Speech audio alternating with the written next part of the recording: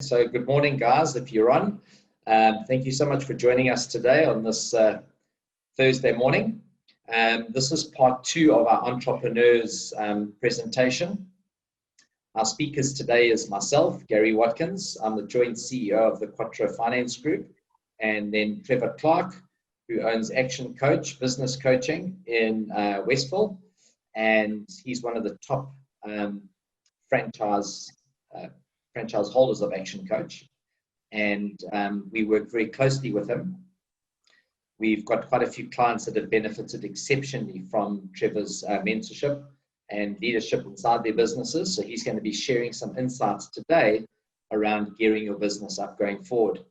So I'd like to start off by introducing Trevor and just hand over to him, and he's going to share some insight to business and how to relaunch going forward. So Trevor, over to you. Thank you. Brilliant. Thanks, Gary, and good to be on the call. Just a quick health check. Is the sound coming through okay and speakers and that sort? We've got you. All good. Thank you, Trevor.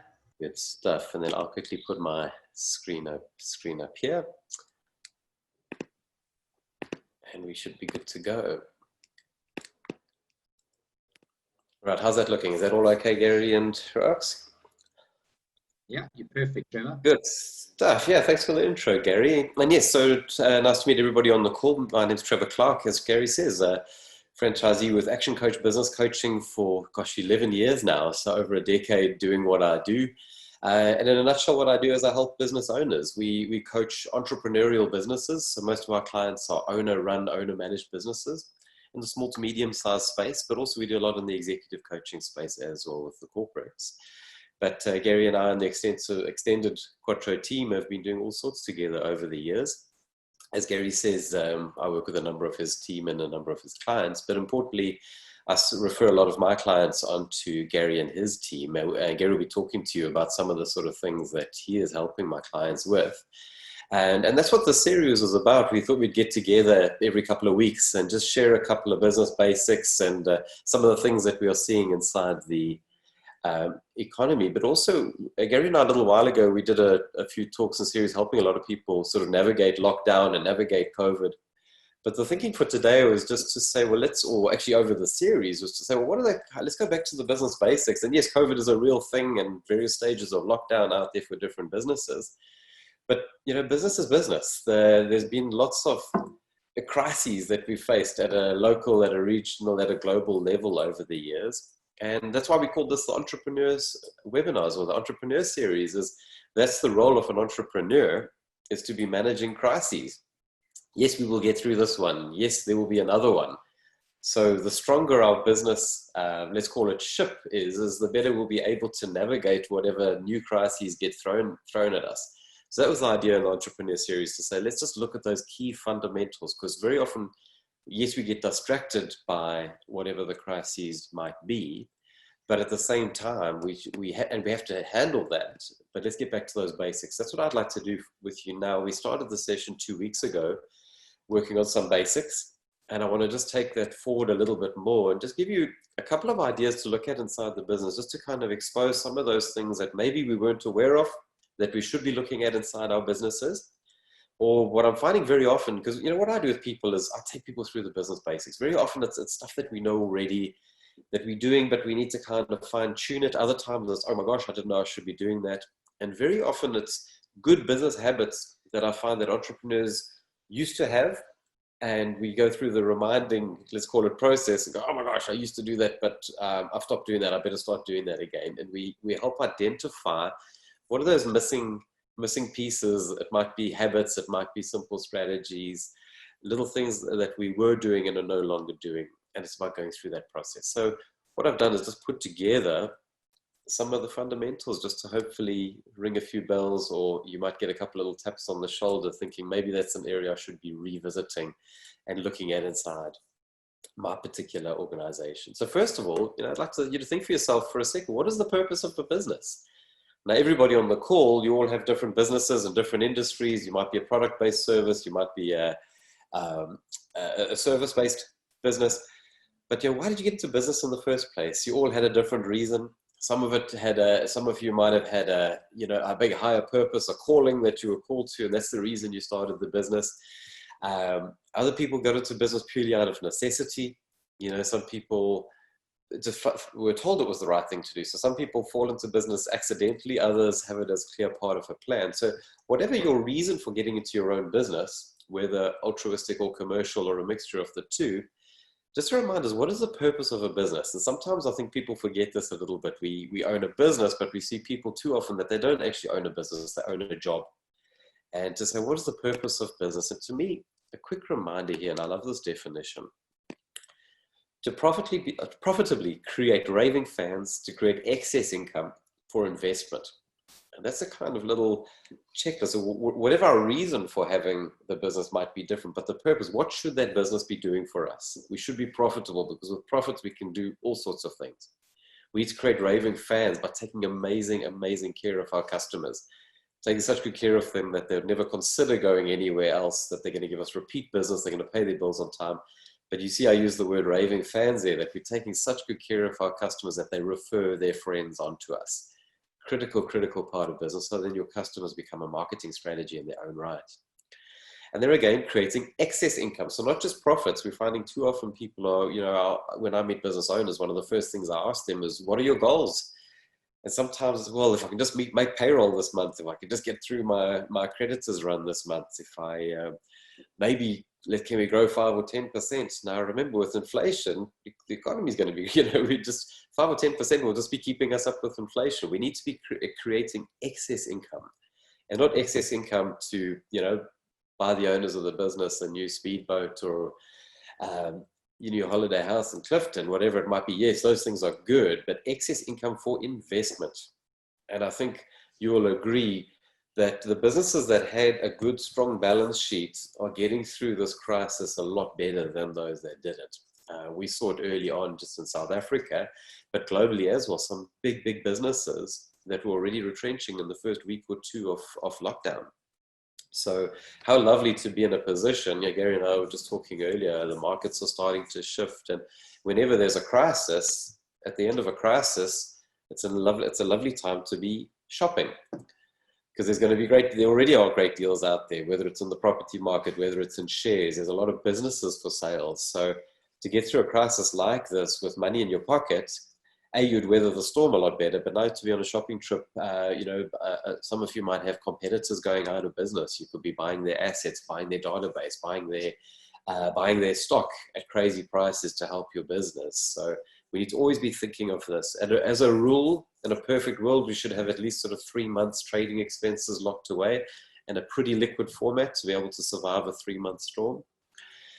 We found, and the work I was doing, the businesses out there, I found very few businesses that had even 1 month of trading capital locked away. And that's why a lot of people were feeling so much pain out there. But also credit to the businesses that are coming through this strong. We've seen people pivot and do some amazing things. So that's our purpose of business. What would you call a successful business? Because there's businesses and there's businesses. So I don't want a definition of business, a successful business. And this is what we use in our organization: a commercial, profitable enterprise, a business that works, but importantly, a business that works without you. And that's that analogy I gave. Do we own a job or do we own a business? And using this definition is a nice way around. A real business, commercial business, has got to be profitable, as I said, works efficiently, it's systematized. Your customers can get a repeatable experience every time. And then if we have our good systems in place, we can have good team members run that business for you. So you as the owner don't have to be there all of the time. Easier said than done, right? So what I'd like to share with you, and this is what we'll be covering over the coming weeks, is in Action Coach, we use this format or formula. We call it the 6 steps to massive results. There's a set way that businesses evolve. And when we coach businesses, we take businesses through a set process, because too often when people are trying to fix a business, we fix the wrong things possibly we fix the right things, but in the wrong sequence. And then by fixing the wrong problem at the wrong time, we create new problems for ourselves.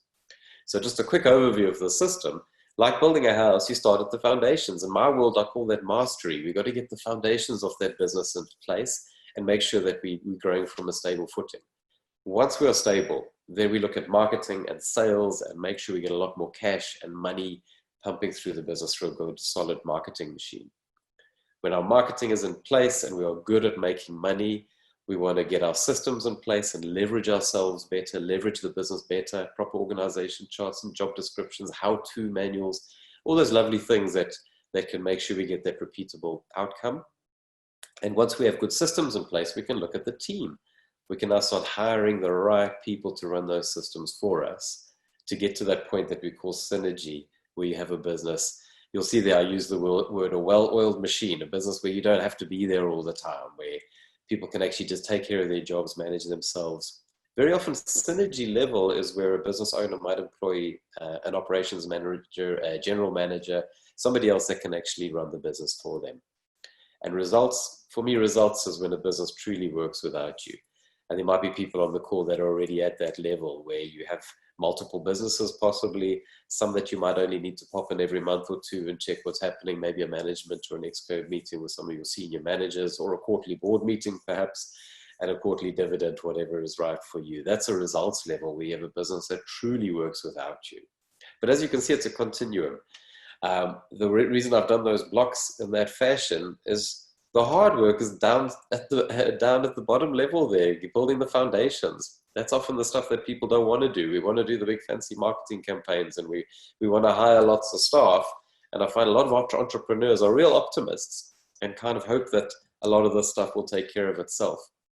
So what I wanted to do just briefly for today is just review a couple of the mastery or foundation basics inside the business. In the next couple of weeks, as Gary and I continue the series, we'll be talking around lead generation and conversion rates and helping you get a lot more out of your marketing machine. I'm going to be showing you some strategies, cost-effective strategies as well, that's going to give you a lot more bang for your marketing buck. So we're going to talk around a lot of that for the next 2-3 weeks. But as I say, with the system, it's so important that we make sure our foundations are in place first before we get into the marketing side. So we're just focusing on that mastery area there. And 4 key areas that I'd like you to consider inside your businesses: destination mastery, money mastery, time mastery, delivery. We'll drill down on each of those briefly. But there's one that I haven't put yet, but we touched on last week. If any of you missed the session that Gary and I ran 2 weeks ago, there I was talking about the actually ultimate a pre-foundation, if you would call it, where I was talking around mindset and mental resilience, because we've got to get what's this little machine working properly first. Because if the mindset isn't right, we can talk strategy till the cows come home. But so we've got to get that right, get strong, get ourselves mentally in the right space. But for now, I just want to quickly drill down on each of these. And as I mentioned, it's just about I'm hopefully just going to give you some ideas that you might say, yeah, I'm okay in that space. Maybe some other spaces where, I need to actually review what's happening there. It's not going so well. And there might be some other areas where it might be like, wow, that's something I really need to work on quite quickly. So that's just my purpose, is just to take you through a few ideas. And as I say, if there's any of these, if any areas that you might want some help on, or to drill down on area of those, reach out to Gary, reach out to myself. We always offer a consultation to sit down and help you work through these at any point. So destination mastery, we all know that lovely saying, begin with the end in mind. Stephen Covey's 7 Habits of Highly Effective People, habit number 2. If we don't know where we're going, we're going to be dead in the water. We're going to be going around in circles. So the very first thing, and we always want to ask, I mentioned that when I work with business owners, where are you going? What do you want this company to look like in 5, 10, 20 years' time? If you haven't done the exercise, is actually sit down and don't even say, where's my business going? Where am I going? What are your personal goals, your personal life plan? Have you sat down and had a bit of fun with your family and put together maybe a dream chart or a bucket list or whatever? What's that top level? What could my life look like in 5 or 10 or 20 years' time? Then build it down into an actual life plan in terms of what are the clear goals that you want to get to. And ask yourself things like, what is my, at what age do I want to retire? What is my retirement vehicle? Am I selling the business to retire? Am I doing it through insurance products? What is that? What money do I need to maintain my lifestyle at retirement age? We've got to first work out what I want, what we as the business owner want. Then we can work out what the business needs to do to deliver that. And some people battle with that kind of stuff. And if you ever chat to Gary and his team, the life guys are brilliant at that, and actually literally helping you work out what are your personal financial goals, and then they'll help you factor for inflation, those sort of things, and actually work out what a business product if it might be insurance or investment product that you need to fund your lifestyle at retirement age, but also if the business is your retirement vehicle, there's a lot of other things that you need to consider to make sure that your business is protected, but also what should your target sale value of your business be? Gary's financial team, David and the guys will be able to help you in that space as well. Is, what is a desired sale value for this business? And then we've got some clear goals that we need to work to, because very often we see people saying, I want to retire at such and such an age. And to do that, when we do the numbers, often people think they need 5 or 10 million. No, they might need a 20 million rand investment, which means, well, what does the business have to be worth to achieve that? Once you sell the business, factor for tax and those sort of things. And often it's a lot more than we expect. Now, whatever it is, but we've got to build that into the plan and make sure a plan is robust enough to get us there. So getting real clarity on the goals is the first thing, but not just the goals, then a plan on how to get there. Now, obviously, you're all in a different space on the call. Some of you might be small 1-2-man businesses, others more larger established with staff in the hundreds, multiple locations versus one location. So all of you will have a different level of plan. Some people might have that big meaty sort of 50-page strategic plan that we need to give our bankers or to give funders when we're applying for funding. If we're looking at rolling out a franchise operation, multiple locations, we obviously need to we need to be a lot more structured, a lot more detailed plan. Others, it might just be a simple bullet point, one-page plan. And I found some of the most effective tactical plans are actually one-page plans that at a glance, you know exactly where the business is going and who's accountable for what. But the reason I've put this up there is, I see a lot of business owners out there that spend more time planning their holidays or spend more time planning the recreational hobbies than they actually do putting in a business plan. So, and often, as I say, it's entrepreneurs that are very optimistic in that space. So if you do need somebody more pragmatic to help you look at that plan and build it through, even if you have a plan and want a second pair of eyes on it, reach out, because often we get a little bit blinded when we do our own plan, and getting a second pair of eyes on that is so important. So in the past, we'd always talk about 3-year, 2-year, 1-year plans. The reality at the moment, the world we're living in is so fluid. I think planning, we should be reviewing monthly at least, if not weekly. There's just so many changes that's happening in different markets at the moment. So whatever the goal is, whatever the plan is, just make sure it's there and it's right for you and it's a relevant plan. The other key thing to be looking at is financial basics. I mentioned money mastery. So destination mastery there. Money mastery is that other key area to really get on top of it. We're seeing it a lot. Over the years, regardless of the times we live in right now, is some of the biggest stress for business owners is around finance. Entrepreneurs lie awake at night with all these often amazing ideas on how they want to change the world, but often amazing stresses on what are the challenges inside the business. Nothing keeps people awake at night as much as worrying about creditors, worrying about making payroll, worrying about cash flow.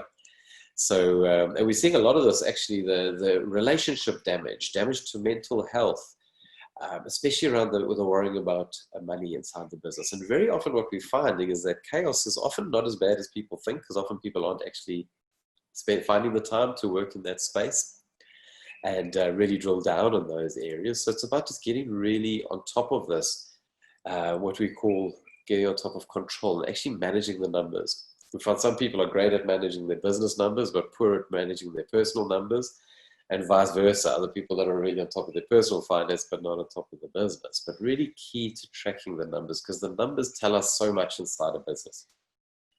We often run programs like Finance for Non-Financial Managers and a lot of financial education. And I love to remind people that businesses, talking to a business is like talking to a child. You take a baby to a pediatrician, the baby's crying, the doctor can't ask the child, where does it hurt? Because babies don't speak English, right? Or they don't speak. And the same with businesses. Businesses speak numbers. We got to speak the language of numbers, and that's how we're going to understand our business, what's working well and where does it hurt, if we want to use that analogy. So we've got to get on top of tracking those numbers, both looking historical as well as looking forward.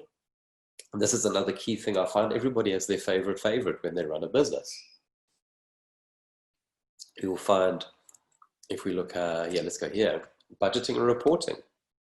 Think about it when you're driving a car, and basically driving a business is the same thing, right? When we want to see where we're going, we look through the windscreen, this great big piece of glass in front of us. And our windscreen is obviously our forecast, our budget, whether it's our quarterly budget, our annual budget, and tell us what's going. What are we seeing up ahead? You know, is there a tree in the middle of the road? Where's the next petrol station? The traffic, all that kind of stuff, the weather conditions. That's our windscreen, that we need to have a budget looking forward. At the same time, we can't just drive a car looking forward. We also have to know where we've been. So we've got to have a report. We've got to have a rear view mirror. But think about it. If our windscreen is this side, how big is our rear view mirror? You know, it's pretty small. Yes, we need that. But so that will be our reporting, looking at last month's financials, last year's financials. Yes, we need to look at that. But how many people do you know that are driving a car only looking at last month's reports? In other words, driving a car just looking in the rear view mirror, not looking in the dashboard through the windscreen. Or similarly, other people looking at the budget, but not learning from what's happened in the past. So it's that balance of using both of these instruments. And speaking of instruments, there's another one that we need to, and I don't mention it here on this slide, but do we have a dashboard in our business? And that's the beauty of driving a car. We've got great instrumentation in that vehicle, little dials and dashboards that'll tell us how fast are we going, how much petrol is in the tank, are there any warning lights? So you can literally enjoy the drive, and just at a glance, you can see your indicators. Are they red, green, or amber? We know those warning signs in advance. Have you yet constructed a dashboard for your business that while you're doing other things, at a glance, you can know for sure how well are you doing, or are you overheating in any particular areas? And obviously, if you are overheating in any particular areas, which are they and what can you do about it? I'll be talking around some of that as we get into the marketing side going forward. I just want to talk about some of the key financial numbers here. But do we have a key dashboard telling us the right stuff? So getting our budgets in place, getting our reports in place, we've got to get on top of that, especially post-COVID. I know a lot of you have already been doing that. Some of you that are juggling even your cash flow forecasts on a daily or a weekly basis to really get through this. And if we're not, those of you that haven't yet reviewed these numbers, I just want to take you through just a couple of little examples. Just that's a good opportunity now, actually, as you know, lockdown's easing. We watch the COVID numbers, we see what happens as the economy opens up. I heard, whether it's true or not, that they're opening flights again in the next couple of weeks. So, you know, things start changing again. So let's just take stock of where is the business now, because what I've seen is a lot of businesses now are coming out of COVID very different businesses to what they were going into COVID.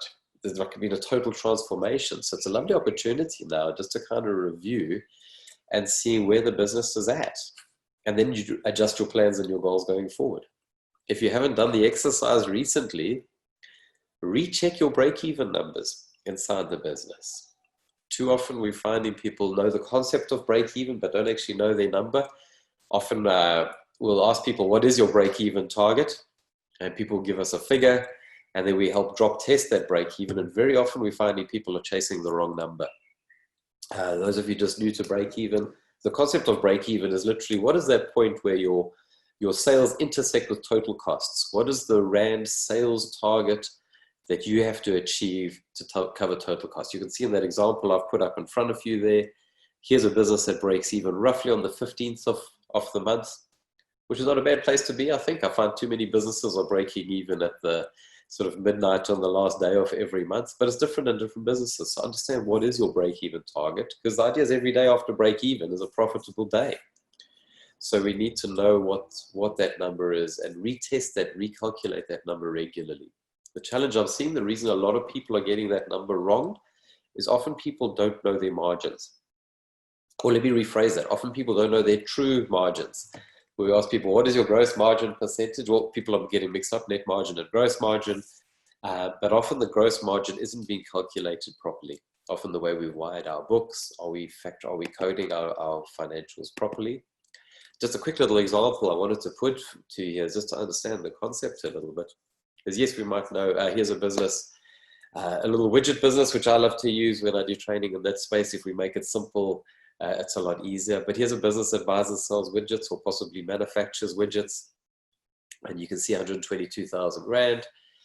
Cost of sales, 63,000 Rand. So they've got a 48% gross margin. Now, if we work out their break-even target on a business like this, you can see I've put it down the bottom there. And obviously for break even, what you want to do is you want to take your total costs and divide it by your break even, your gross margin percentage. So at a gross margin of 48%, this business just needs to invoice at the point, as soon as they invoice 86,434 Rand, they've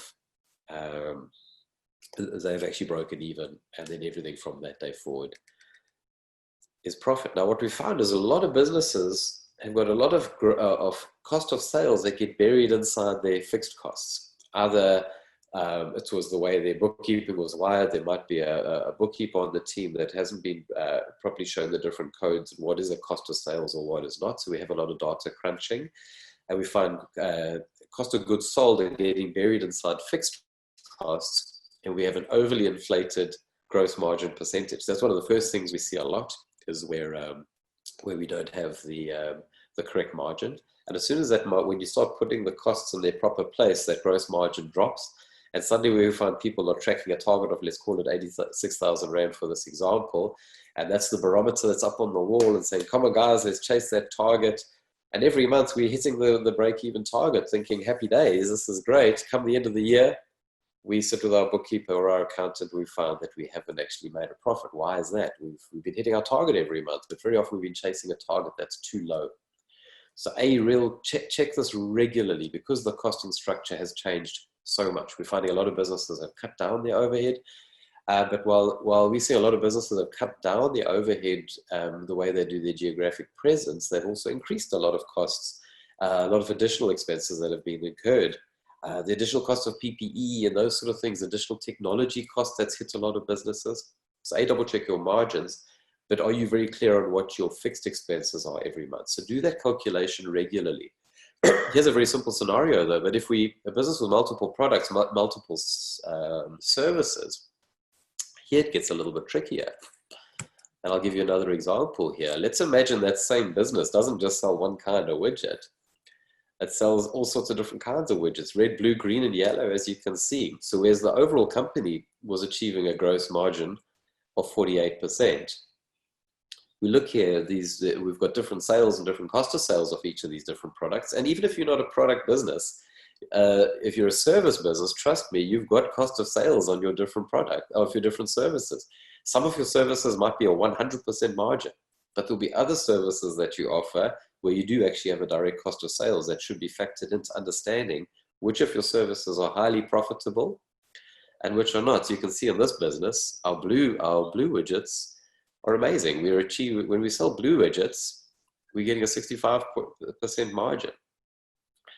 But yellow widgets, we're only achieving a 14% margin. So imagine we give a target to our team or to one of our salespeople, and all they're doing is selling yellow widgets. They hit a revenue target, which we think amazing, but they've achieved a revenue target on a product that's only delivering a very small margin percentage. And I've broken that down. I've redone a break-even calculation for you there. Whereas we saw the company had an 86,000 Rand break-even target. If we were only selling blue widgets, we'd only need to do sales of 63,000 Rand. But imagine we were focused to try to do that same break-even, only selling yellow widgets. We suddenly have to achieve revenues of 300,000 Rand. And half of businesses are doing this by not actually being very clear on what are the different margins in their business. Are we adjusting our commission structures according to the margins on our business? Are we training our staff in terms of what are the products they should be pushing? What are the products they should not be pushing?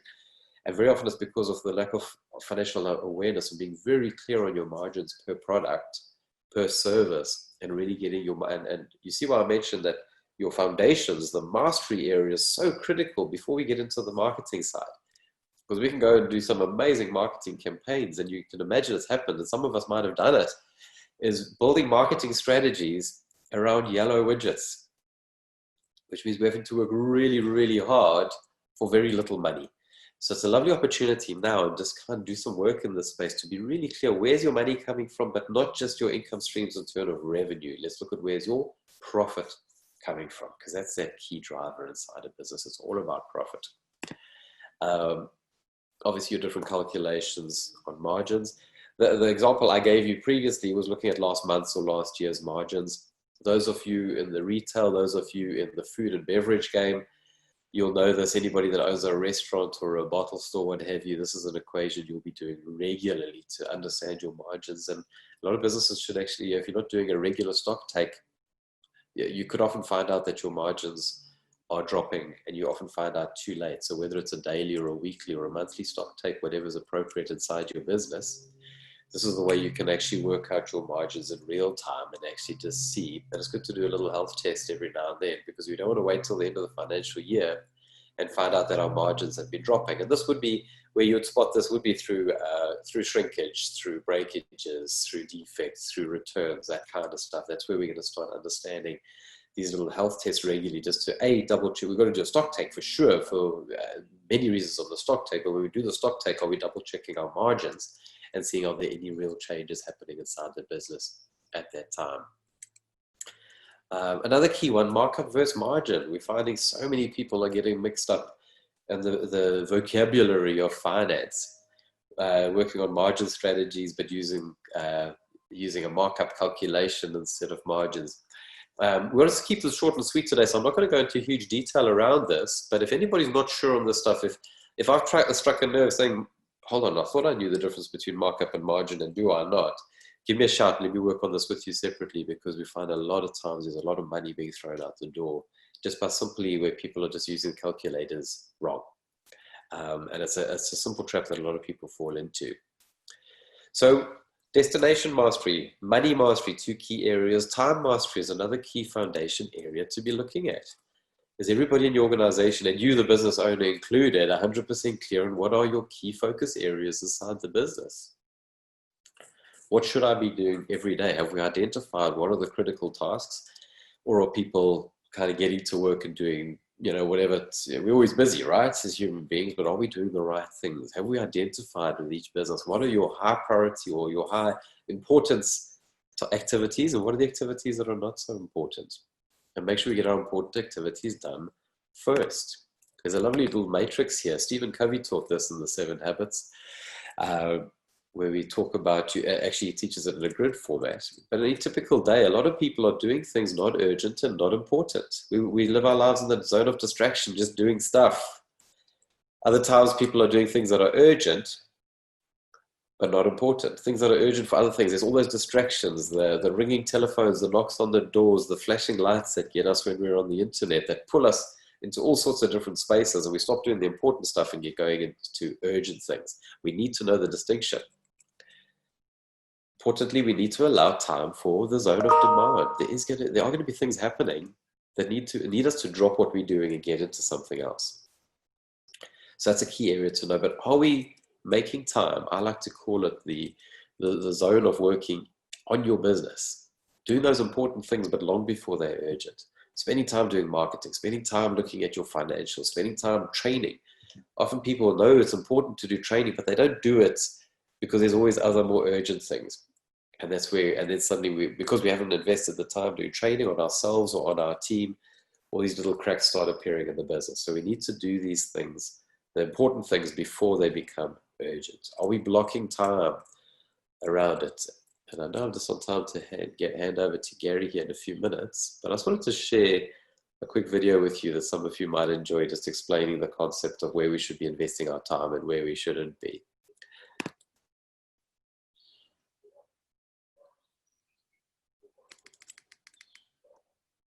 This morning I got up and got ready quickly because I had to get a lot of stuff done. I sat down at my desk to start getting my stuff done, and I spilled my coffee, so I got a sponge to clean it up, and I figured I'd take an extra minute to clean the whole desk because a clean desk would help me get my stuff done.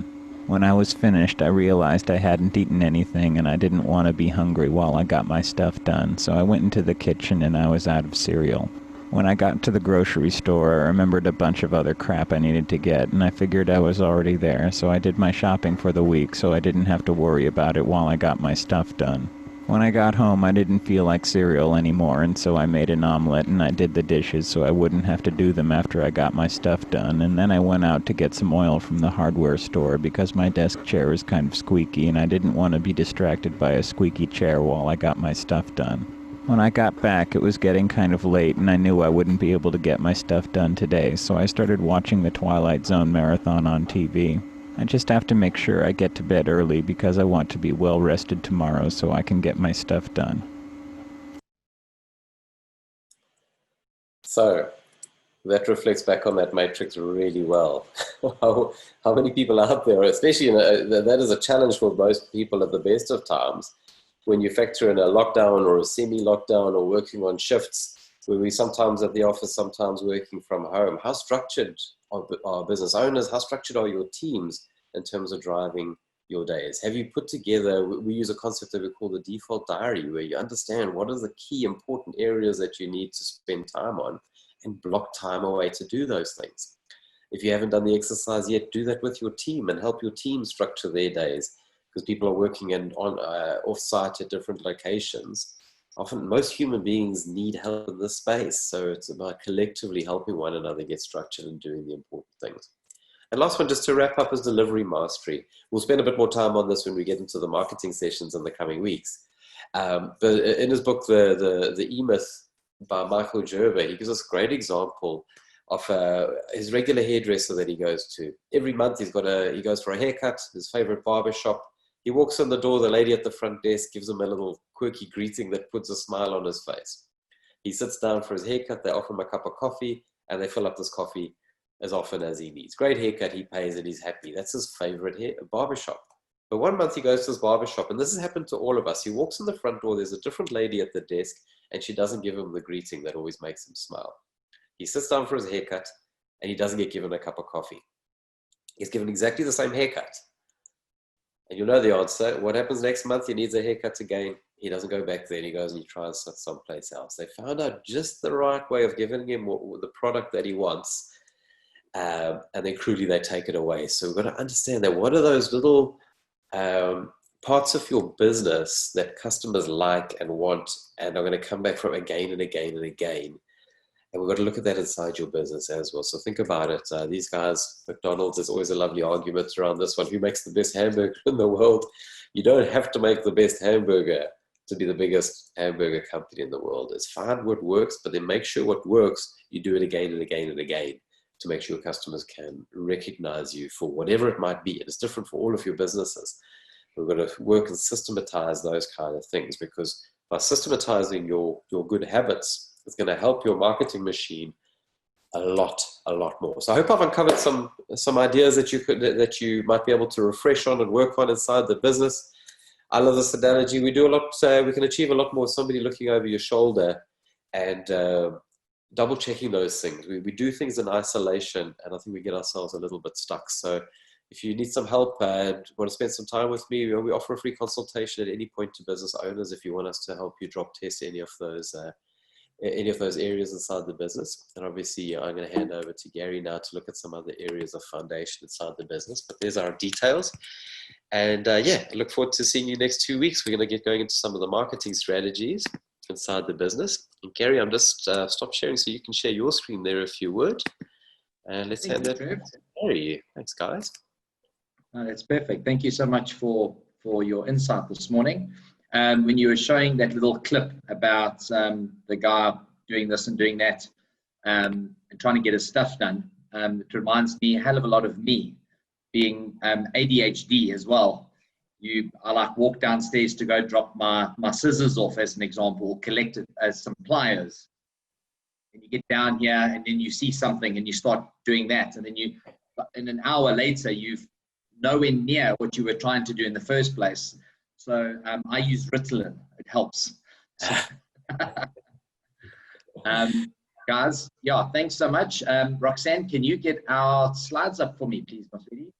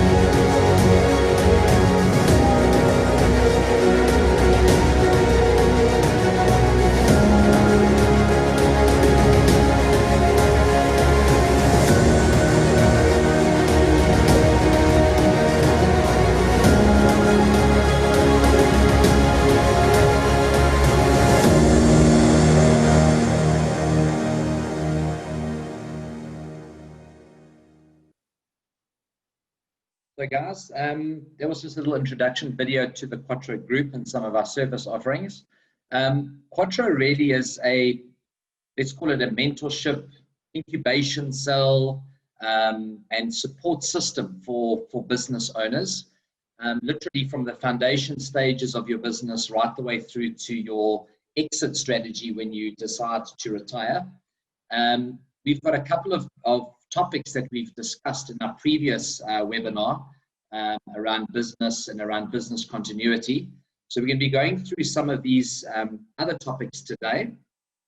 But just in a hand-holding process, I think what's very important, as Trevor alluded to earlier, is setting up the correct foundation for your business. Everybody's interested in getting the deal done, starting the business, getting your partners on board.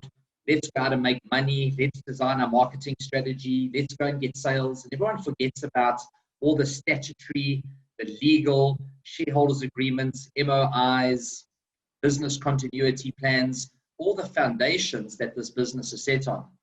And when it comes to hard times, either through disputes, partnership breakups, sale of businesses, deaths, disabilities, retirement, things like that, this is when all the wheels start to fall off, because these agreements that we speak about earlier are actually the glue that holds everything together. It's your business Bible, it's your manual, it's how things work, the how to do manual. And in the absence of this, justification creeps in and people's agendas start to change. Greed comes into play sometimes. So many different things. Circumstances may have changed for your partners.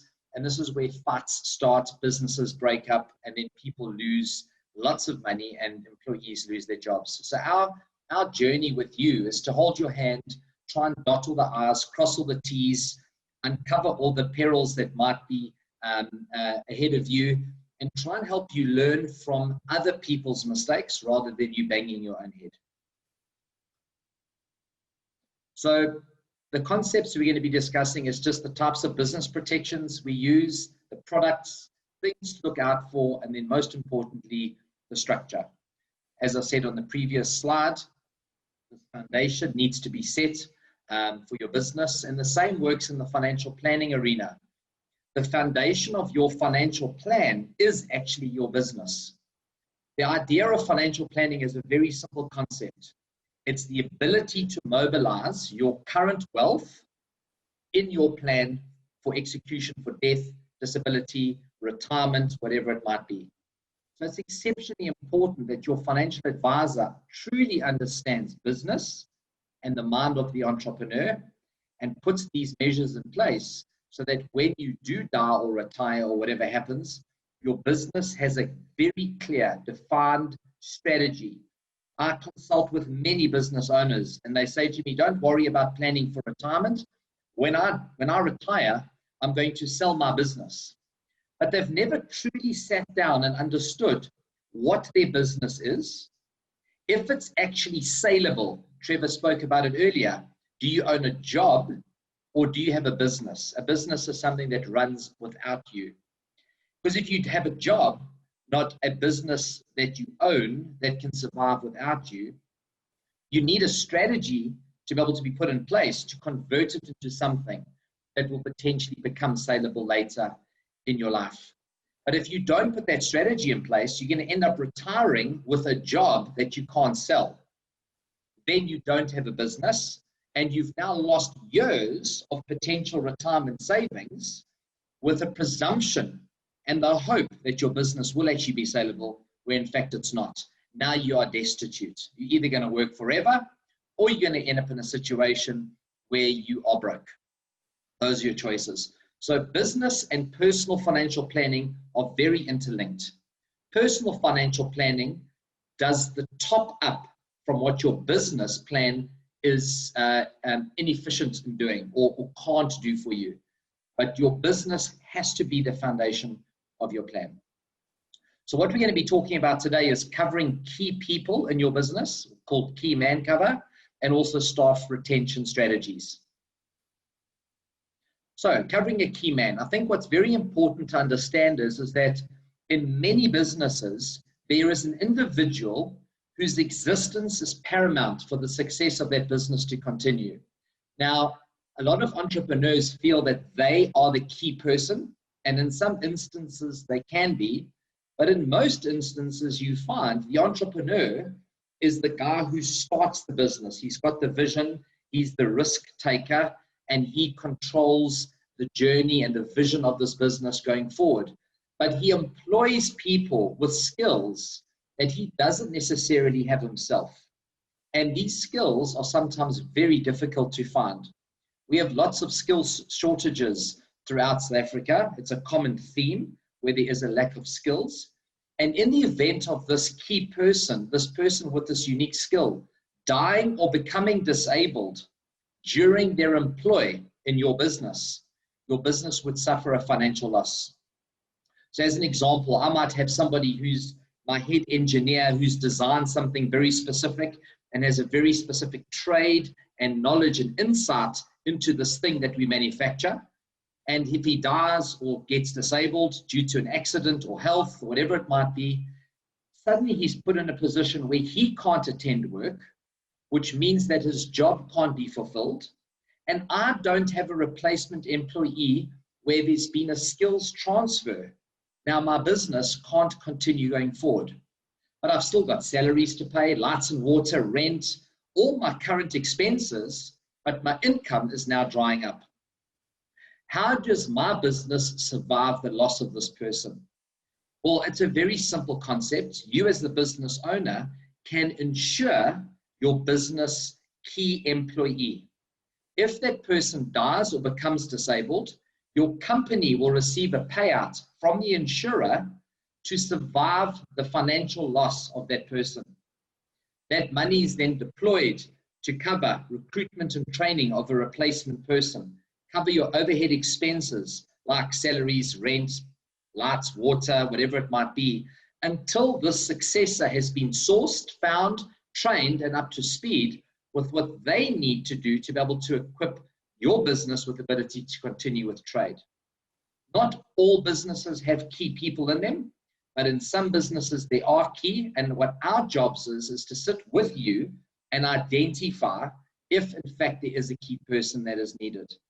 Your key person may be your funder. You may have a business and you've got a financial backer. In the event of that financial backer dying, your business now can't continue, you may need key man cover on that. So there's very different permutations for each type of industry. So we look at your specific industry, look at your current business and help you identify that. Another very big point to make with key man is we see a lot of family businesses. This is where you've got a father and son, or a mother and son, or mother and daughter, or whatever it might be, but a family business. And when someone dies in that business, it's not just the loss of an employee, but it's actually the loss of a family member. And the emotional devastation in that business is something unquantifiable. But we've had many instances where clients have died and they've been in the family business, and that father or mother who lost their son cannot come back to work. They just mentally cannot cope with the trauma of going back into that office and the memories of that child. And they literally go missing. And the problem is that if that person who goes missing now is the captain of the ship, all these employees are sitting, waiting for someone to drive the ship and steer it, and that person's absent. And that business suffers financial losses, which in most cases it never recovers from.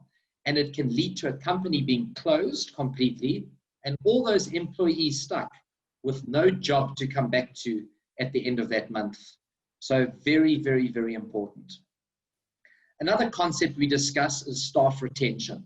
Again, on the same theme of finding good quality skills. Once you've found the right person, we always believe in business, you find the right person and you teach them the skill. There's nothing worse than finding someone with a great skill who's the wrong person for your business. They don't fit into your culture in the business. They might be a detractor. So try and find the right person and give them the skill. Once they've got that skill, that learning may have taken a year or two or whatever it might be, and you finally got this wonderful employee with all the personality that you need to fulfill that particular job. You've trained them and got them up to speed. And now you are starting to reap the reward of that employee and all the effort that you put in over the last 2 years. And a competitor comes and knocks on that door and says, "Hi, Bob," the employee. "I see you working for ABC company. We would like to have you come over and work with us. What are you earning at the moment?" So Bob replies and says, "I earn 30,000 Rand a month." And the company says, "Well, I'll tell you what, Bob, we'll give you 31,000 Rand a month. We'd love you to join us." So Bob thinks about it and says, "You know what? Times are tough. I need that extra $1,000. Yeah, I'm going to do it."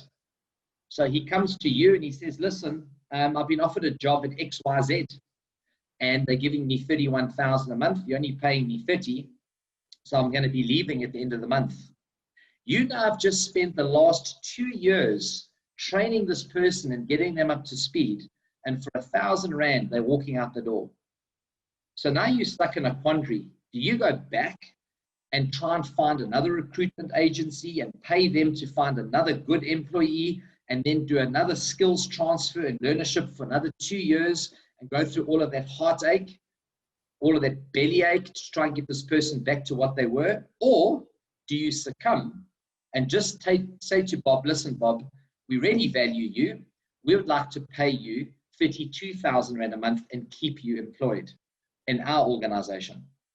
So Bob says, "Thank you so much for the consideration. That's great. I'd love that." What you've actually done is you've taken Bob, whose market salary is 30,000 or potentially 31, because the competitor was going to pay it. You've now offered him 32. So technically you are overpaying for that position, which is not a good business practice, because if you go into this analysis he was looking at earlier and the cost of sales may be impacted significantly by your staff complement costs. Cost of manufacturing, if you're in the manufacturing industry, comes down to your staff costs as well. So suddenly your margins become under pressure for paying over market-related salaries. We advocate that you always pay a market-related salary. But in order to retain and not go through the headache, you're now put into a situation where you're overpaying. A year passes, Bob gets another knock on the door from XYZ. XYZ says to Bob, "Listen, what are you earning at the moment?" Bob says, "I'm on 32,000 a month." They said, "Jeepers, we really need you. We would like to offer you 35.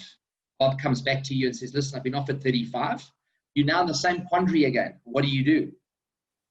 Bob also starts to realize every time he goes for a job interview, he gets a salary increase. So this becomes quite fun for Bob. He thinks this is phenomenal. Every time I want a salary increase, I go for an interview, I get offered more, I come back, I negotiate, I'm back at the salary debate again. We don't want you as an employer to ever be caught in that trap. It's economic suicide. So what we do very simply is we put staff retention strategies in place that make you an employer of choice and also allow staff to benefit into the future from being loyal and staying with your organization. And there's a couple of ways of doing it. The one is a pension fund or a provident fund. On a pension or provident fund, really simply put, it's an employer scheme that is put in place where your employees can benefit from life cover when they die, disability cover if they get disabled, and saving for retirement. So when they get to 60 or 65 or whatever your age is at retirement age, they can leave the company with something. So that's the starting point. The other option you've got as well, not an or, but it also could be an and, is what they call preferred compensation. It's a wonderful, wonderful product to put in place. And it's such a simple mechanism. How it works really is an investment policy is taken out on the life of your employee, and you would contribute monthly towards this. That investment product is seeded to the company, and it normally runs for 5 years. And what happens is you would go to Bob, and you would say to him, "Bob, listen, you earn 30,000 Rand a month. We really value you as an employee, and we'd hate for you to leave and go to our opposition. What we would like to do is put a preferred compensation plan in place for an amount of, just as an example, 1,000 Rand a month. And after 5 years, you're going to get all the money that we have contributed into this fund, plus all the growth, and it's going to get paid to you tax-free at the 5th year. So Bob does this, and he starts working with you, and you're contributing your 1,000 Rand, 1,000 Rand, 1,000 Rand, and it's been growing over time. And after year 2, the XYZ company knocks on Bob's door and says, Bob, hi, we would like to offer you a job. What are you earning? And Bob says, look, I earn 30,000 a month. And XYZ says, listen, we would like to offer you a job and offer you 31,000. And he says, well, that's great. That's an extra 1,000 Rand a month. But in this pot that I've got, we've been saving 1,000 Rand a month plus the growth. And sitting in the pot at the moment is actually 35,000 Rand. And if I was to leave my employer, I'm going to walk away from the 35,000. You're only offering me 1,000 Rand extra a month. It's going to take me 35 months of working with you at 1,000 Rand more before I get to where I am now today.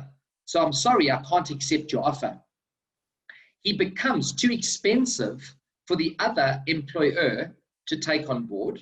And for him, he would like to see the benefits of this preferred compensation plan paying out in 5 years' time, and 2 years has already elapsed. He's only got 3 more years to go.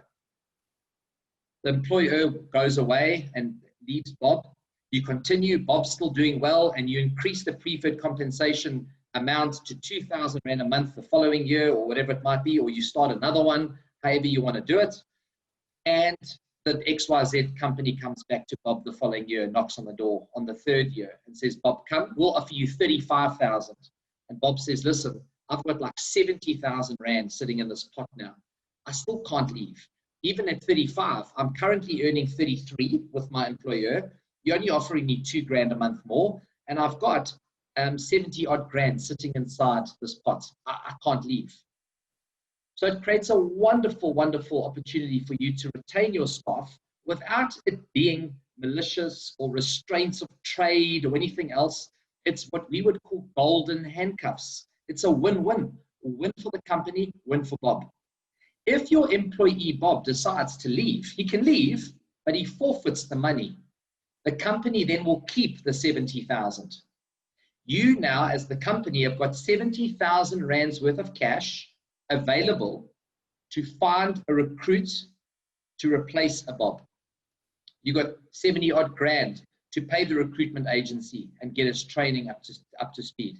So it gives you a little bit of leverage in the sense that you can retain him. And if he leaves, he loses it. But if he leaves and he loses it, you gain it. You've lost nothing. And the preferred compensation plan is tax deductible as well for you as an employee.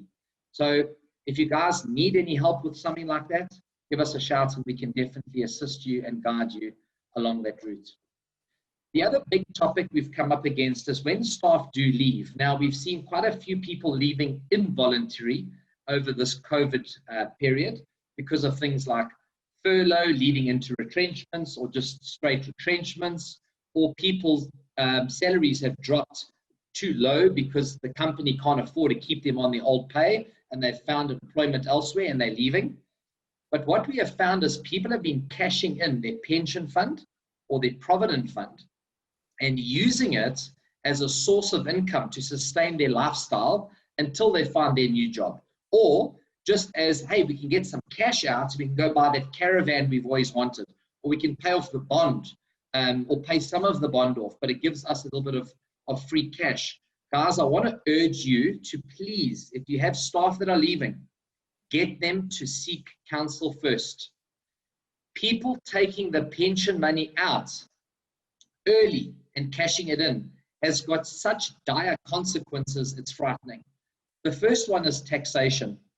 If I've got R1 million saved up inside my pension fund and I leave the company for whatever reason and I take that withdrawal, I will pay income tax on that withdrawal according to the tax tables, the withdrawal tax tables, but I'm just going to keep it very simple for illustration purposes today. If I draw the R1 million out and my tax rate is 35%, 35% of that money is going to go to SARS as income tax, which only leaves me with a change. So I'm going to have 650,000 Rand left over after withdrawing my R1,000,000.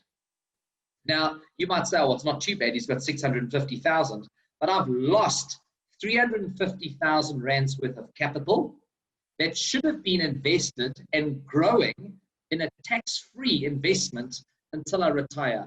Now, if you listen to the likes of Warren Buffett and Charlie Munger, their philosophy has always been they've got rich off the effect of compound interest over time. By diluting this, taking that money and paying it to SARS, you've only got 650,000 left over.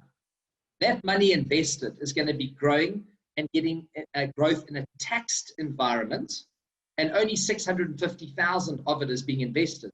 Where if that employee had not withdrawn the $1,000,000, but actually taken the $1,000,000 and invested it into a retirement product, like a retirement annuity or a preservation fund, they would have had the whole R1,000,000 intact, not 650,000.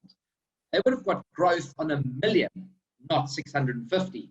And the growth on the $1,000,000 would have been exempt from income tax, where the 650, the growth is subject to tax. So the consequence is massive. It is the most expensive money to withdraw. It's actually better for you to go and borrow money from the bank. And here's the reason why. If I need 60 grand or 100 grand or 30 grand or whatever it is to survive me over a period of time, it's better for me to rather go and borrow from the bank, because they're going to charge me maybe prime plus 1, prime plus 2, whatever it might be, which let's call it 10% if you want to. 10% interest they might charge me on that loan. Where if I withdraw my pension money, it's 35% gone in taxation. It's just not worth it. Why pay 35% to SARS, rather borrow from the bank and only pay 10 or withdraw on your access bond? If you really need the money, you cannot, there's no other way of getting money, and you've got to withdraw from your pension fund, then what I'd advocate you do is transfer it into a preservation fund, transfer the R1,000,000, and then draw what you need. So if you only need 200,000, draw the 200,000. And then you'll just pay tax on the 200,000. But a lot of people uneducatedly are taking the whole $1,000,000, paying tax on the full $1,000,000 just because they need 200 grand. So please just share that with your employees if you've got that, or friends or family, or for yourself for that matter. It also leads you to an inability to catch up. Once you've taken that $1,000,000 out and you've put it into a bond, or you've put it into a boat or a caravan, or renovated your house, or whatever you've done, you cannot catch up that R1,000,000 and the loss of that money over that period of time with compounded interest at retirement. It's just too expensive to do. The affordability is not there. So guys, please always consult with a financial advisor before making any withdrawals on any pension money. And then, as I said, the compounding effect of interest over time is a massive, massive benefit to leave that money in place. And this will kind of illustrate a little bit about that compounding effect of money over time. So here's an example. You've got a guy who's 20 years of age, and he saves from 20 until he's 30. So he only saves for 10 years. In that 10 years, he saves 1,200 Rand a month, and it increases every year at 6%. That's his increase in premium. 1 to a month, increasing at 6% a year, and he contributes for that 10 years. When he reaches age 30, he's got a lump sum of money. He takes the lump sum of money and he leaves it. He doesn't draw it out, he just leaves it. And that grows on its own until he reaches retirement age 55. At 55, that would amount to an amount of about 500,000 Rand. So he's paid 1,200 Rand a month for 10 years, and he's got 500,000 when he turns 55. Now you take another situation. The guy, he's 30 years of age. He's now spent that money. He withdrew it and he blew it. He bought a boat. You take another guy. Now he has to start saving at 30 until he gets to his retirement age, but he would like to achieve the same result. He still needs his 500,000 when he gets to 55. He's got to catch up.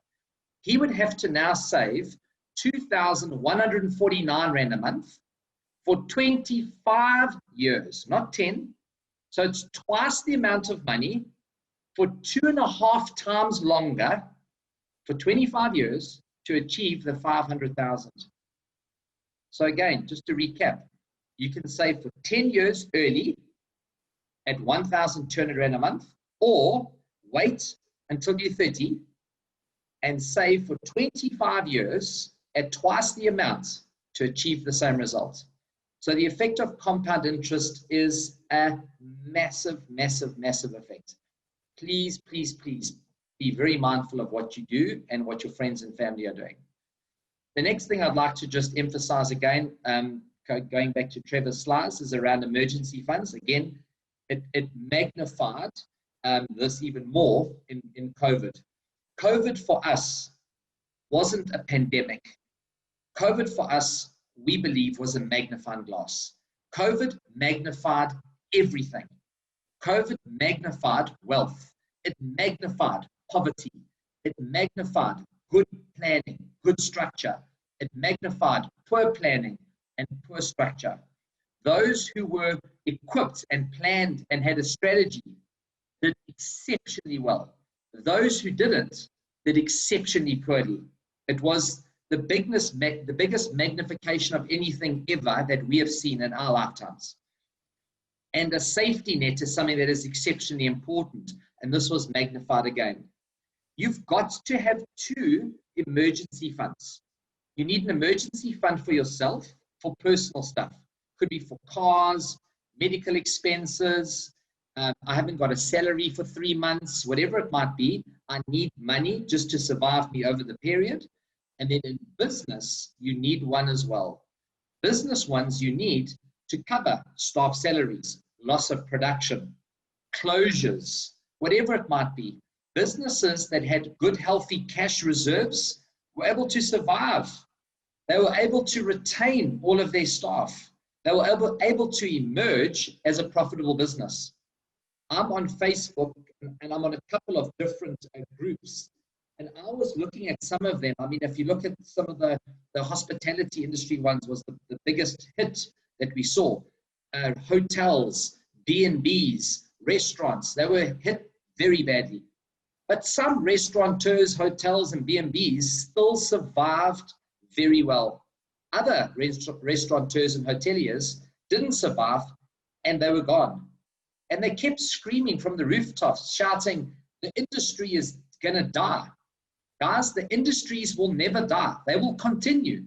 It's the industry or the business owner that's going to die. The restaurant will still be there. It just won't be that restaurateur. It'll be someone else who takes it over. Someone else who was able to survive. So in order to survive, you have to have a survival pack. And an emergency fund is exactly that. It's like in the army, your rations pack. You got your little rations pack when you were in the army, and if you didn't get food for a week, you would live off your rations pack, and you'd have a little bit of food to survive you over the period. That's what an emergency fund is. And if you haven't got one, please, again, get counsel. Go and sit with a qualified financial advisor who understands business, understands planning, and get one in place. And if you need it, it's there. A lot of people looked at these emergency funds and savings products as expenses. We had people phoning us and saying, please, I'm not earning money. I need to cut my expenses. I need to reduce my expenses. Stop my savings. Guys, savings is not an expense. Savings is moving money from your bank account into another account for you. It's just a transfer of your wealth into somewhere else that you can use. It's not an expense. An expense is DSTV. An expense is your cell phone. An expense is a car that is more expensive than what you actually need. An expense is a house that's too big for what you actually need. Those are expenses. We need a correct budget. When we sit with you as a business owner and as a client, like you've got your books and your accounting and you know your break even, the day, how much you need to earn, you need a budget as well, a personal budget, a budget that says, what do I need to be spending my money on? Like Trevor was talking about with goal setting. People who set goals are 80% more luckier than people who don't. They're not luckier. they are more successful because they've got a clear strategy. They understand exactly where they are going and why they're doing what they're doing. If opportunities come their way, all these shiny balls come their way, someone with a clear focus and a goal knows what shiny balls to look at and which ones to avoid. The ones that are going to take you off your path of where you're trying to get to, avoid them. But if you don't have a clear strategy and written down strategy, you will forget what your path was. And when you get to the end of the year, you're going to look back going, goodness me, look what I did. You're not going to go there saying, look what I've accomplished or achieved. Here's my goals. On my goals that I've got, I keep them on my phone, and I've got all my goals down there. As I achieve a goal, I tick it off. And it's almost in a sense of accomplishment for me when I look at it going, and it can be a stupid goal. It could be something as simple as I want to take the kids to the beach and ride along the promenade. That's one of the goals that's in my goals list. I've got big goals, little goals. I've got anti-goals, things that I don't want to do. I've written down as a goal. Things that I want to avoid, I've written that down. But have a clear strategy. Budget, goals, strategy. Make sure all these things have been set down so you understand what it is you need to do and how you're going to navigate through those paths. Guys, that's really my last slide. There are 2 QR codes on the screen. You can scan them with your camera.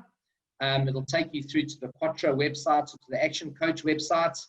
We're going to open the floor if anyone has any questions or any comments. We're here for discussion, but thank you so much for listening.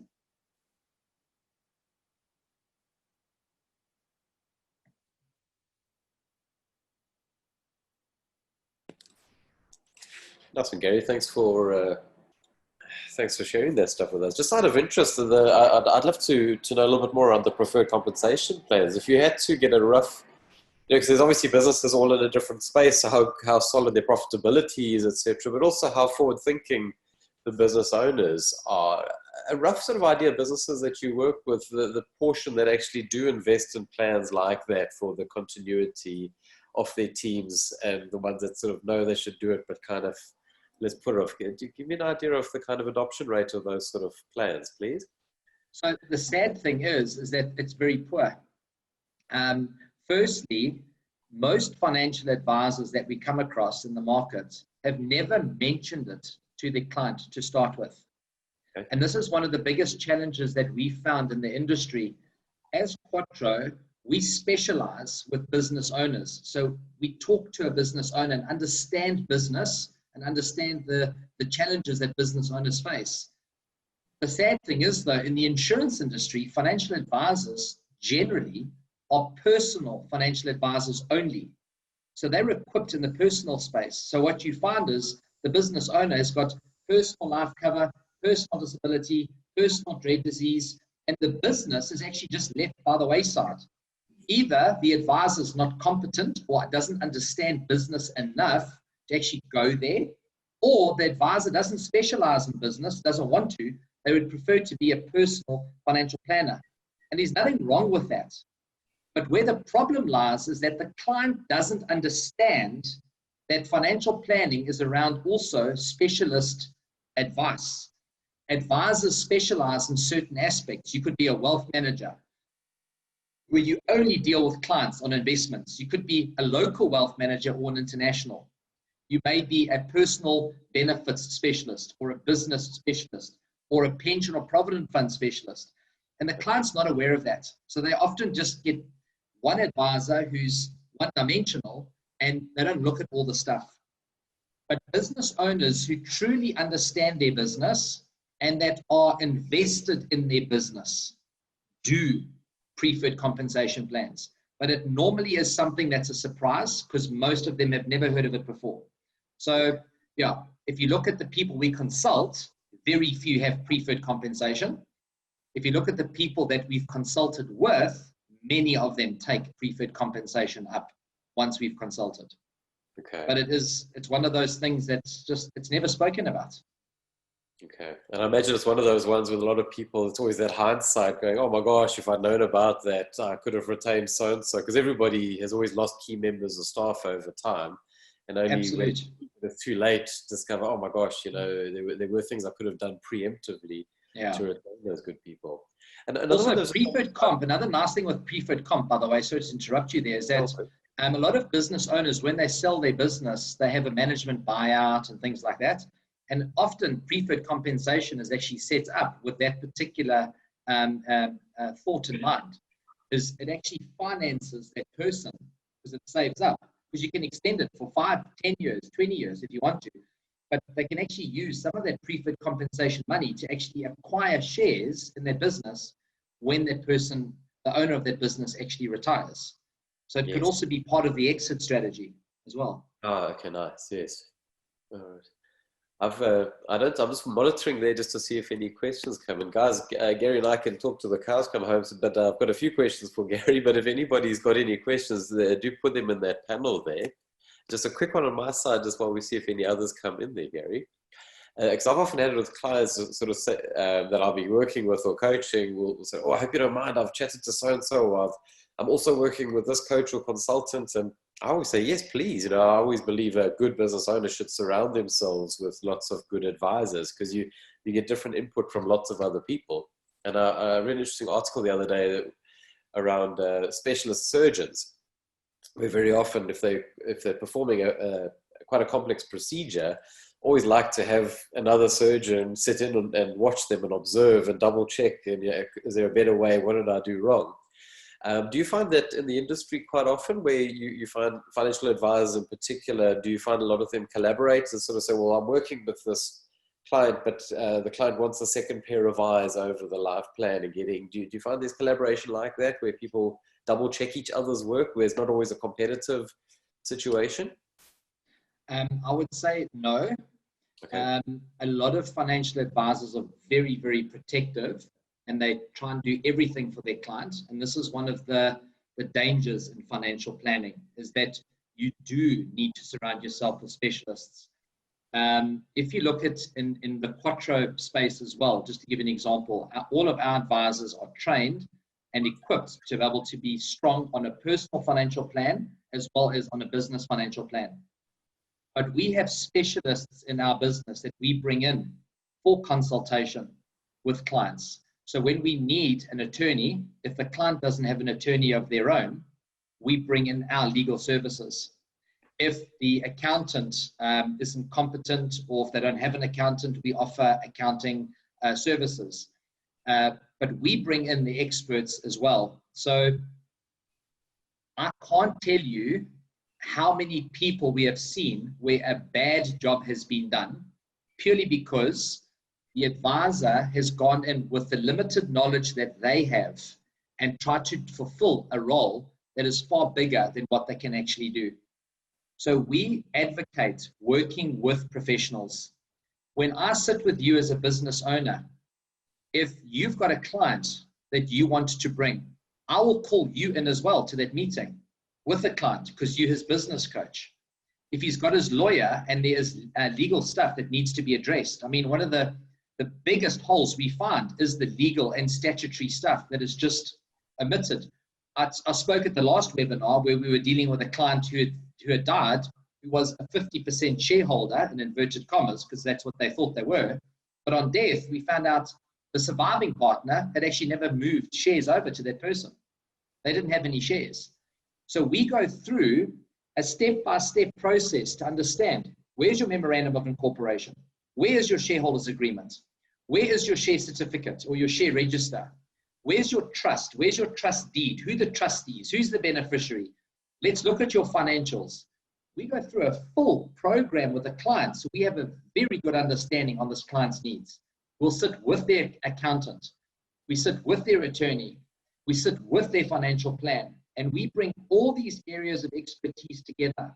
Because the ultimate result, Trevor, is that the client needs to win.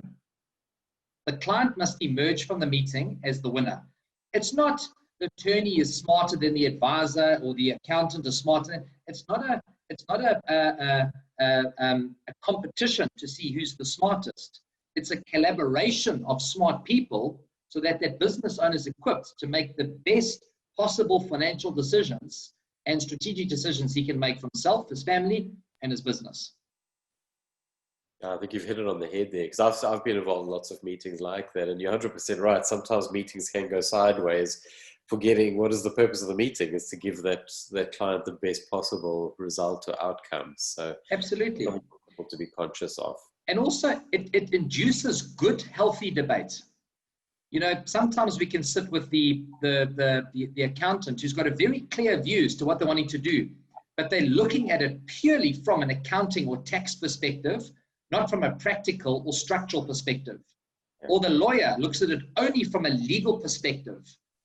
What we come in as is the architect, if you want to call it that. We come in and we design a plan for a client. And that plan needs financial planning head. It needs legal. It needs accounting. It needs tax. It needs strategy. It needs all these components. It can't be one-dimensional.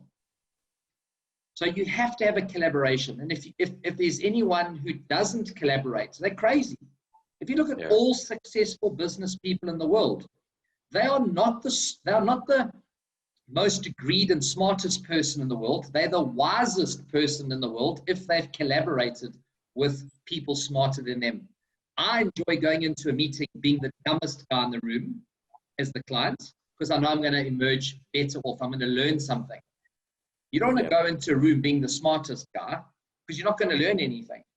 So for all business owners, don't think, so many people think that business owners, because you're the business owner, you have to be the smartest guy. And you can't show weakness. Rubbish. If you're the business owner, know your limitations. You have to know your limitations. Because if you don't, you're going to be overconfident, underqualified, and you're going to lose money. Finished and clear. 100%. Yeah, that's also the benefit of not being the smartest guy in the room, because then the other people can do the lifting going forward in the business. Absolutely. That around the debate on that. I've had one of my clients years ago, which she had a real trouble with her accountant. Well, actually not accountant. Actually handed over to a new accountant, fixed up the books, did an amazing job, recovered all sorts. So she finally, after changing accountants a few times, had somebody that she was really happy with. So what she did is every year she would actually bring in a second accountant, pay a small fee just to kind of just double check her. So she didn't change accountants at all. She found the person that she wanted. Yep. Without throwing a couple of grand just to do an assessment, the oversight accountant would always unravel more, or find more like tax deductions and all sorts of opportunities. And literally she would, whatever the tax return was every year, they're able to find all sorts of other opportunities, and then just how things are structured, and just by that second pair of eyes around that. What we have adopted as well, we have got a BR product. You were talking about the books and all the accounting and stuff. We've got a BR product that we market, and we offer a financial director service. So a lot of our clients actually use us to collaborate with their accounting team, because you come in with a different perspective and a different set of eyes. You don't have the blinkers on. And so often this is the case. You actually get blinded by looking at you only know what you see. You don't actually see anything on the peripheral sides. So what we do is we come in, we understand the business, we work with the accounting team, and we build BR products designed specifically for that business owner and that specific business, bringing in ratios and stuff that are important, and taking information and data out of payroll, out of their books, we look at productivity of the machinery, staff, time and attendance, everything, we do a whole lot, and we build a dashboard like what you spoke about earlier. It shows the business owner very simply exactly what's going on in his business. And he can literally break from that dashboard, he can drill down into all the different little areas that he needs to do at a click of a button all the way through. But it gives him insight into his business, because to understand business books is one thing, but to go through it and try and identify where the shortcomings are or the opportunities are, most people can't do it because they're working with pastel and they've got it's just spreadsheet after spreadsheet after spreadsheet.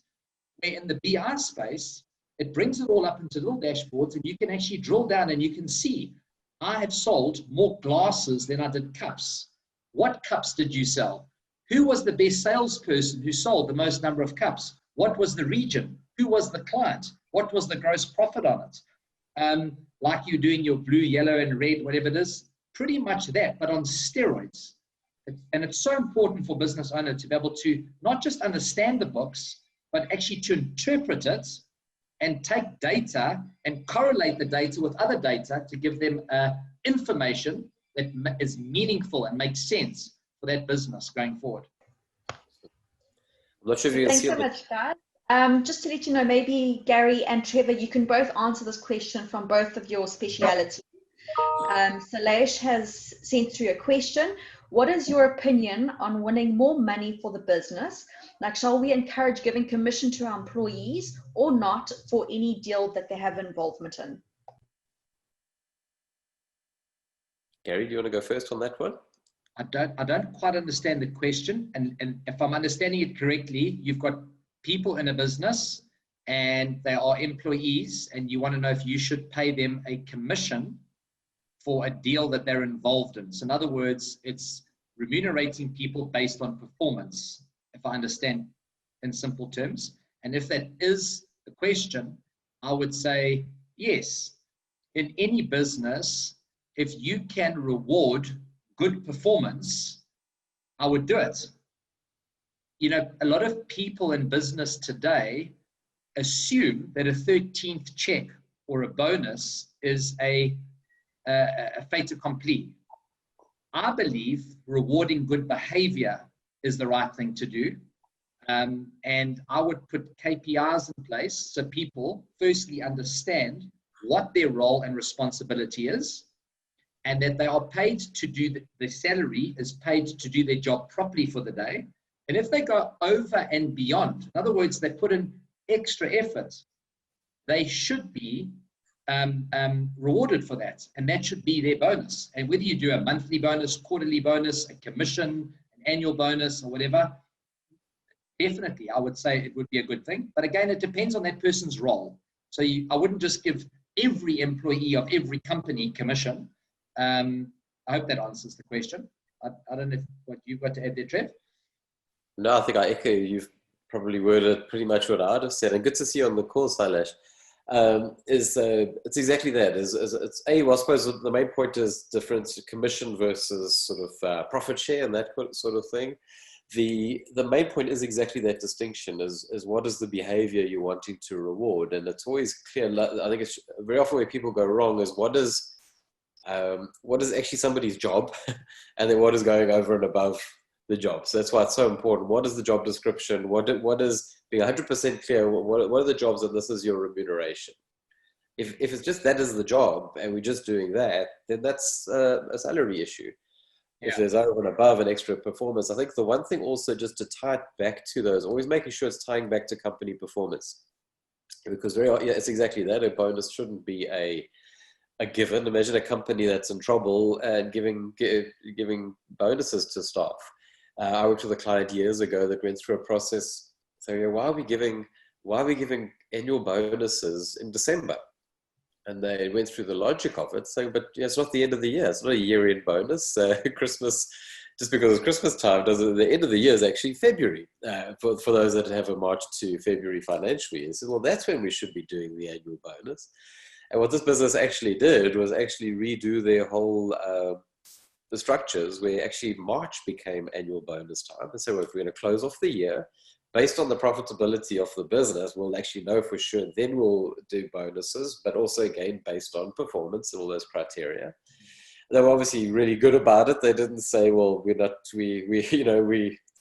evil people. We understand that Christmas or holiday times is a spending time, and usually people were hoping for or sometimes expecting a bonus at that time of year, but their belief was, well, that's a cash flow and a budgeting issue. So any staff that need help budgeting and putting savings aside or whatever it is to fund Christmas holidays or year-end presents, whatever it might be, that's a different story.